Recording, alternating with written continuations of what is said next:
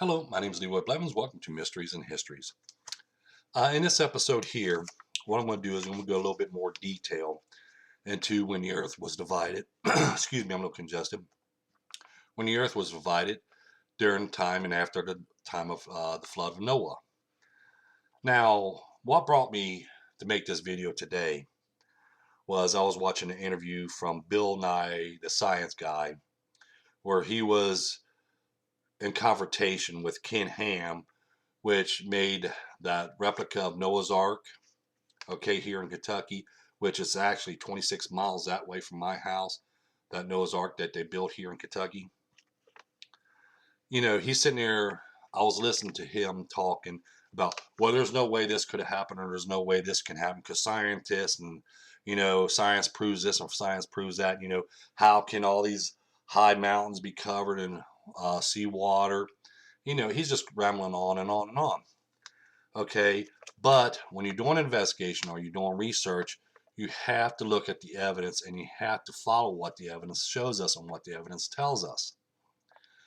Now, what I'm going to do is here, I'm going to show some more research from my Noah's Ark, research I've done, to show people what exactly happened, how the earth really divided the way we see it today. And the reason why I say it the way we see it today, because in the beginning, it wasn't like what we see today. In the beginning, the earth was like this. Well, we're putting this motion here, as you see right here. In the beginning, when we hear the story that was in the beginning, the earth was void. Okay, it was just like a stream of water. God came, took it, made it to basically a ball, as we see here, and then He made dry land appear, which is right here. So we had, and the dry land He called earth, and the gathering of the seas, gatherers of the water He called seas. So the dry land was earth, and then the waters was seas. Then in time of flood, the earth was covered again in water. And then after the flood, it was right here. So we're going right back to the same situation. Now, the earth is this way we see it today. Now, how did that happen? Well, here's how it happened. Because in the days of Peleg, which is 100 years after the flood, the earth was divided. How do we know this for a fact? Well, let me show you. In the Bible, again, as you see right here, which I'm going to read some verses from the Bible, is going to explain how the earth was back then before the flood. Okay, Genesis chapter 7, verse 17. And the flood was 40 days upon the earth, and the waters increased and bare up the ark, and it was lifted up above the earth, which is off the ground. Verse 19. And the waters prevail exceedingly upon the earth, and all the high hills. Now, high hills were under the whole heaven were covered. The high hills now. 15 cubits upward. This is verse 20 now. 15 cubits upward did the waters prevail, and the mountains were covered. 15 cubits upward, and then the mountains were covered. So basically, what this is telling us is the high hills were covered, then the water rose up another 15 cubits, which is 45 feet, and the mountaintops were covered back then. So we're looking at back then, when we're seeing this, we're going to look at it this way. 15 cubits upward. You got your high hills, the water rose, you got your high hills, and the 15 cubits upward, which I'll probably shrink just so you can see it. 15 cubits from the top of the mountain peaks to the base of, or to the top of high hills. So this is what we have right here. Now, let's pull this one up right here. Okay, and when the ark came to rest, it landed on the high hill next to the Mount Ararat. And this is right here, the tip of Mount Ararat. And we have Lesser Ararat, which is over here, because in the 10th month he's seen mountain tops, which is only 15 cubits from the high hills up, as I pointed out. Now, in the Bible, it says, right here, Genesis chapter 10, verse 25, and unto Eber were born two sons. The name of one was Peleg, for in his days was the earth divided. So in the days of Peleg, the earth was divided. Now, again, we go back to the charts, which is the time frames and the timelines. As you see right here, this is the second timeline. When we look at these timelines, which the Bible tells us this, but you have to write it down, as you see here in my research, I always put timelines and stuff so we get more information from it. Noah was 701 years old when Peleg was born, because this is Noah. How it works is Noah lived to be 950 years old. Noah was 502 when Shem was born, and Noah was 602 when his first grandson was born, and then Noah was 637 when his his grandson from him was born. As we go on and go on and go on, his great grandson, then great great grandson, and then great great grandson. Okay, this is how old Noah was when these men were born. As you see here, Noah was 701 years old when Peleg was born. Now, Peleg lived to be 239 years old. So remember, in the days of Peleg, which is 101 years after flood, because remember, the flood was in when Noah was 600 years old. That's when the flood occurred. Noah was 701 years old when Peleg was born, his great great grandson. So we take the 701, divide the 600 from it, take it away, and that leaves 101 years. So it was 101 years after the flood is when the earth started being divided. And it took 239 years for the earth to divide to become the way we see this, the way we see it today, like this. So it took 239 years for the earth to completely separate from one another. Because remember in the Bible, God said, be fruitful and multiply the whole earth. But everybody stayed in one location. Then they went and did the Tower of Babel, and they configured their language so they couldn't understand each other. So certain people went to their locations with their animals and stuff like that. And then when it was people was completely separated, which is 101 years after the flood. So for the first 101 years of that time, from the flood to the time of Peleg, people was dividing from one another, and they came to their certain locations. And then the earth, when Peleg was born, that's when the earth started cracking and separating and shifting just a little bit at a time. Because if you do it fast, it'll wipe out everything. But if you do it slow and gradually, like 239 years, it's going to shift slowly and things are going to fall apart and break apart a little bit at a time. So you're not, causing damage or killing people or anything else like that. It's just going slow. It's a slow process. Then we got the earth the way it looks like today. So it took 101 years for everybody to get to their location and their animals they took with them and everything else. And then when everybody got to their location, when they were separated, that's when the earth started dividing. And that's how these people end up in these locations all around the world. Now, again, like I said, they want to tell us, scientists want to prove this and scientists want to prove that, but they're not going in depth and telling us the whole story. They're going to look at the Bible they're going to look at the Bible and claim all these stories are false and stuff. But what happens when Earth separates? What happens? This is what we get. We get a stare uh, effect, the stare effect, which is as you see right here, even in the Grand Canyons.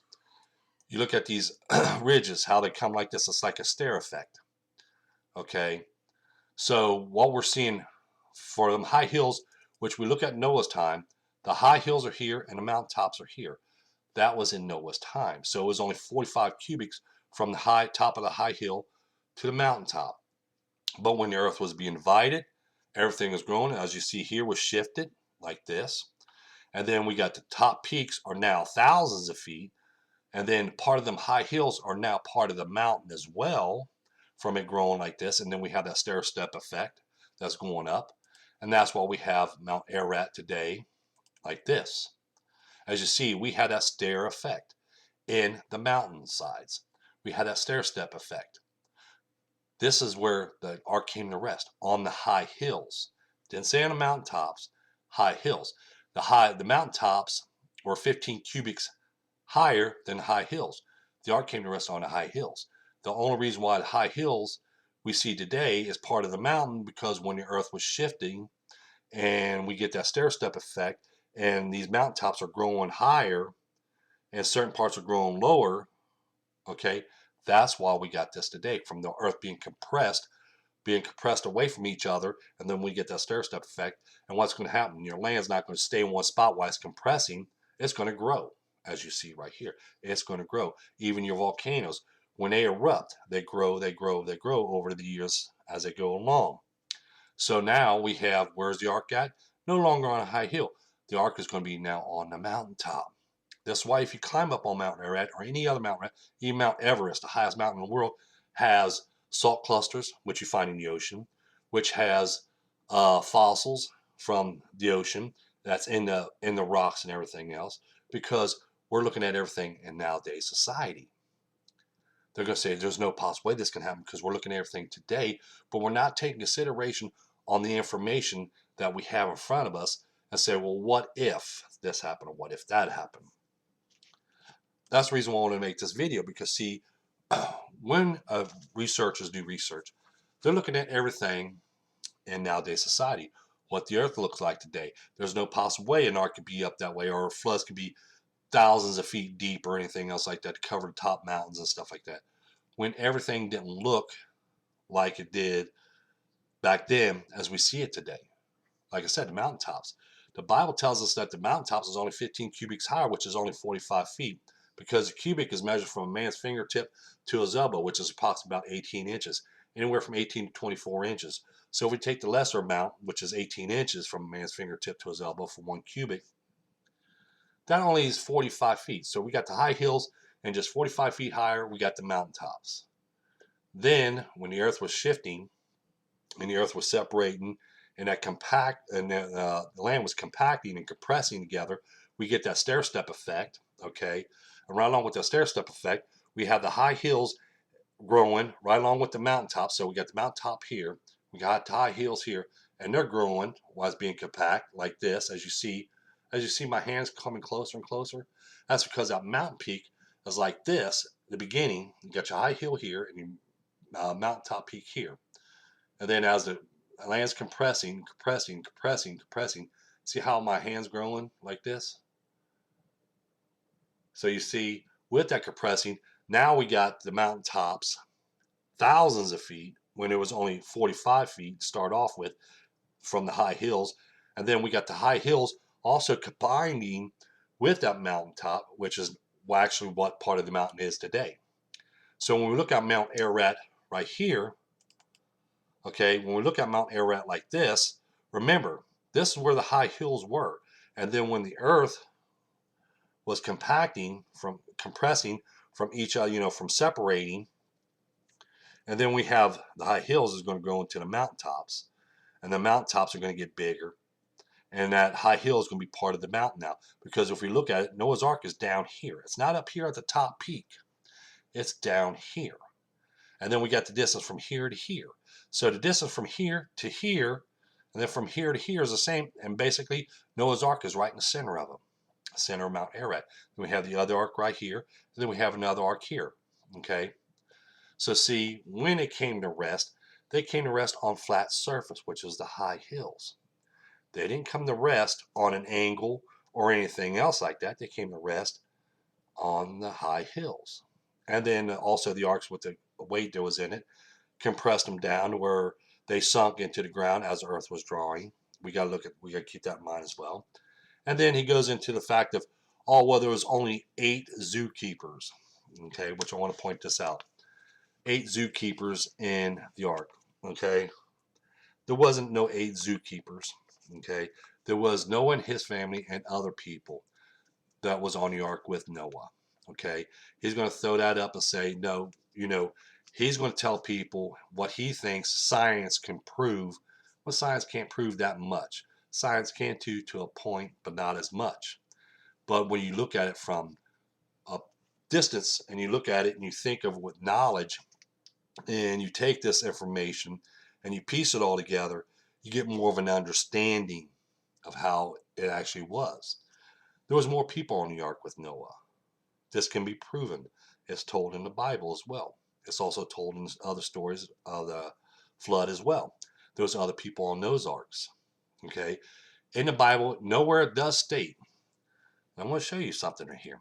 Nowhere does it state that Noah and his sons built the ark, which if you read my book, Noah's Ark, you're going to see where I point this out. Noah and his sons didn't build the ark. Because remember, Noah was 500 years old when the ark was started. He didn't have his first son until he was 500 years old. And that was Japheth. It wasn't until he was 502 when he had his second son, Shem. And he was 503 years old or older before he had his last son, Ham. Okay. So for the first, you're saying, and you know, a newborn cannot work on an ark. A newborn cannot cut down trees or anything else. So who helped Noah? Noah had others to build the ark.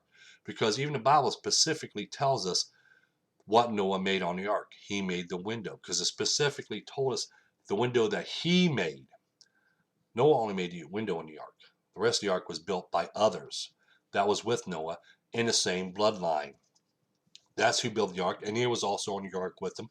So there was actually hundreds of people on there as well, right along with animals.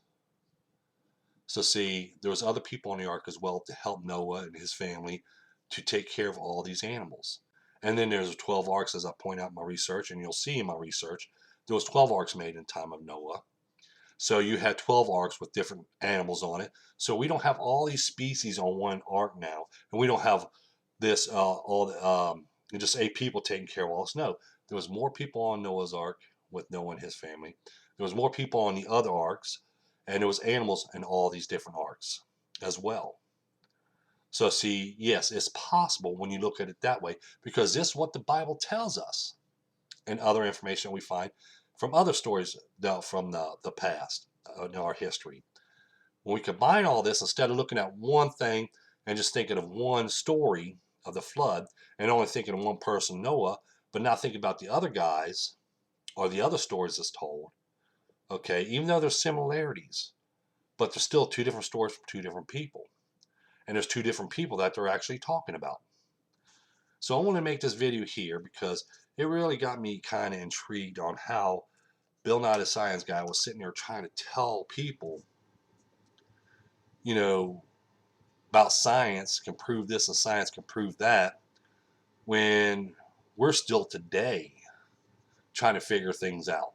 Now, if science is so good, then all the answers should have already been answered. All the questions should have already answers too, but there's still questions out there. You see what I'm saying? So I just want to make this video here to explain a little bit more about when the earth was divided and how it came to be and how people got to their locations.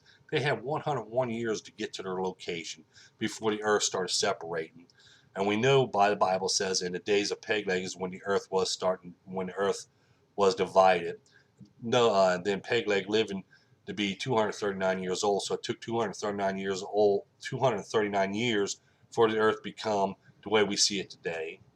And we know that the days of Peleg was 101 years after the flood. So there was 101 years that these people had to get to their locations and their animals and stuff. And then the earth started separating, and it took 239 years for the earth completely separated. And you know, you got to look at, you got to take all this stuff in consideration. And everybody knows that when land shifts and they start compacting, you're going to get that stair step effect from the ground and stuff like that. And as you go see here, as we see in the Grand Canyon, we're going to get that stair step effect. We also see this on Mount Ararat and stuff, but we had that stair step effect.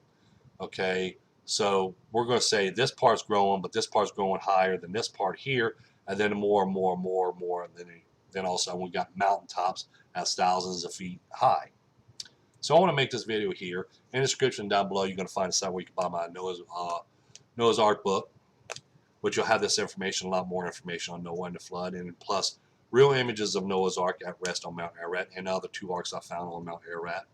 Plus, you're going to find more information and decoding the Bible.